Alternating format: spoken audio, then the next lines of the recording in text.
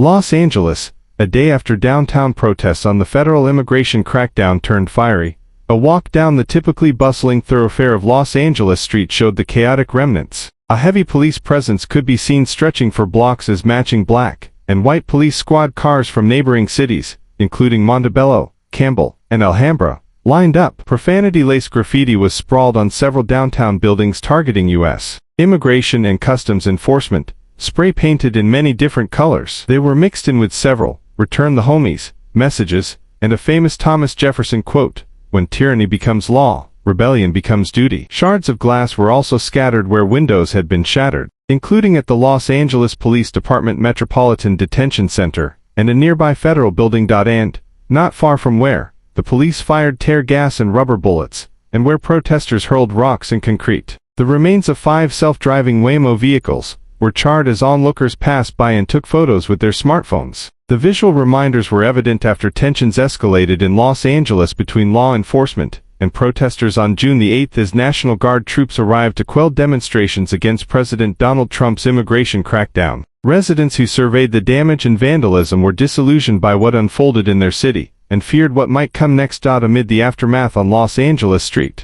local photographer Raymond Delgado stopped by again, this time to take photos of the 5 destroyed Waymos that he compared to skeletons. Delgado said it's a rarity that so many of the driverless vehicles were parked down the street after police moved protesters away from the federal building. As the activities turned chaotic, it kind of threw me off. Why were there so many Waymos in this area, on this street, parked like that? Delgado, 38, said. I thought the Waymos would be ashes. I didn't think it would be bones. I'm surprised to see the skeletons still here. He saw a group of bad seeds among the protesters who became violent. According to Delgado, they initially threw things at the police, then destroyed property, including spray painting, stomping on, and eventually setting ablaze the Waymos that were called to the scene. A couple of younger kids, just demolishing stuff, just looking for reasons to break stuff, Delgado said. I don't see the point in that. I think it's frustration, a lot of hatred, just fighting back against the machine, against the system. Delgado said he got hit with a rock during the skirmishes, dodged a couple of rubber bullets, and missed getting tear-gassed as the rogue protesters were exploiting the protest premise. He said a young woman, who came to protest peacefully, got struck with a rubber bullet, and may have suffered a broken pinky finger. I think they were causing chaos, and making us Angelenos look horrible, to be honest with you, Delgado explained. And that's what we don't want, people getting hurt. I'm glad no one got shot last night, to be honest with you. But he expects more violence to occur in future protests. I hate it, Delgado admitted. I actually hate it. Kate Williams, an artist in town for work, was walking on the peaceful streets where the protests erupted the previous night to investigate the aftermath. She said she approached the police officers by the ICE building and asked if she should be concerned and if they were expecting anything on June the 9th. And they said, I would order 2 meals in. It's probably going to be bad tonight,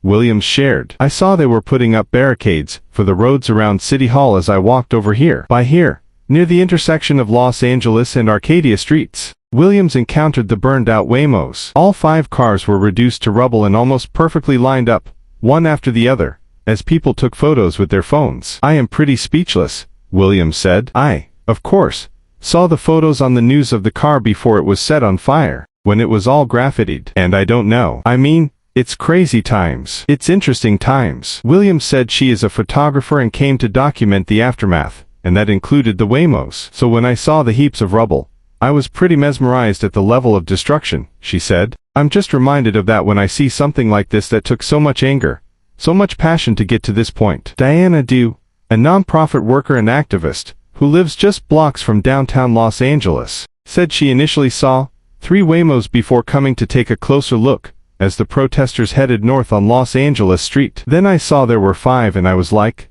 oh, they're vandalizing the cars, said Dew, pointing to a Waymo near her that protesters set on fire at about 4 p.m. local time. I said, I hope they don't burn them up. I was freaking out. And after they started with the first one, she continued, and this one, and they just lit all of them on fire. About 20 feet from the Waymo stood the Chinese American Museum, covered with graffiti and smashed windows. But it wasn't the only museum vandalized during the protests, said Mariana Gatto, the co-founder and executive director of the Italian American Museum of Los Angeles. We sustained significant damage, Gatto said. The building is historic. It's listed on the National Registry of Historic Places. So the historic brick, our windows, the entry, are all seriously vandalized. This is the second time in 6 months. Gatto said the museum is open to the public for free and serves marginalized communities. We appreciate people's right to express their First Amendment freedoms. But this is not peaceful demonstration, Gatto said. It destroys our communities. Others saw the defiant destruction as a direct message to Trump and ICE. My city don't play, said Trinity Clay,